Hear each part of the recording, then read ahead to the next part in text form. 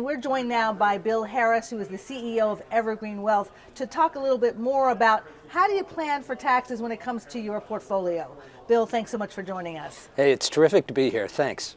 A lot of folks are looking at their 2025 returns, trying to get them prepared. Not that they really want to do that, but they are looking at them. Yes. And they're trying to figure out, okay, I'm hearing a lot about this is going to be the biggest tax refund season ever. Is that really applying to most investors? What are you seeing?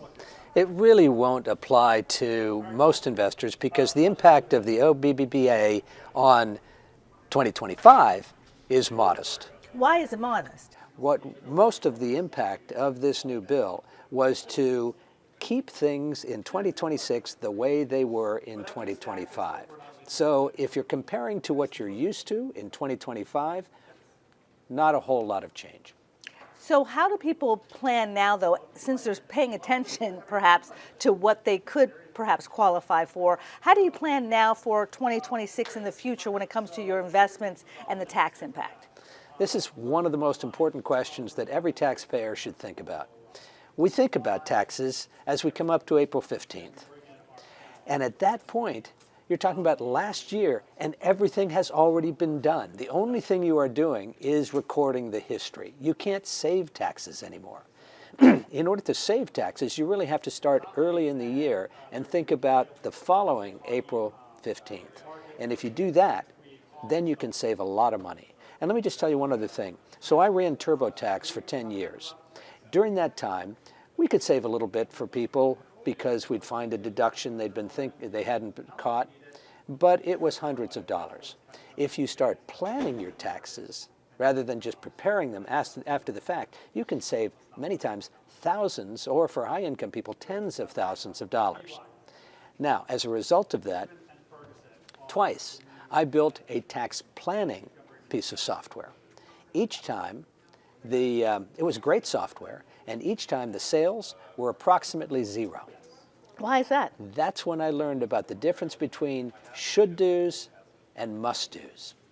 You must file your taxes. You should plan your taxes. So don't fall into that trap. Start thinking about 2026 taxes now. Start planning so that you can save thousands of dollars next season. When people hear that they're going to be able to save $1,000 or more this tax season for 2025 tax returns, are clients asking you about certain credits, deductions, things that they've heard about, tax breaks they've heard about, that actually may not apply to them? Maybe there's some misinformation there. Well, so first of all, it depends upon your income range. And I personally typically help people who are higher income. But in the low to moderate income arena, there are things like exemptions for revenue from tips, exemptions from the additional revenue you get or hourly basis you get for overtime. The child tax credit is up a little bit, but that's just mostly the normal cost of living.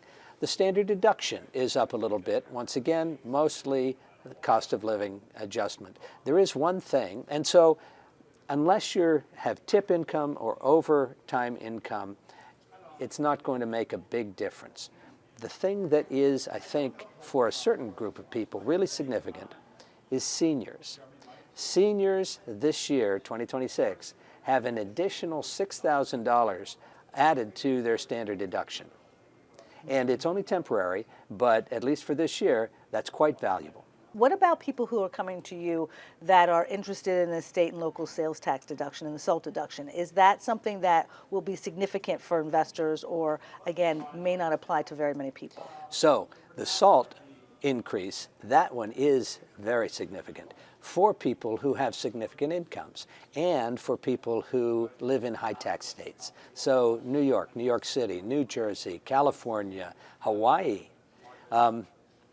If you're in a high tax state, then the amount of income that you can deduct based upon your local taxes has gone from $10,000 to $40,000.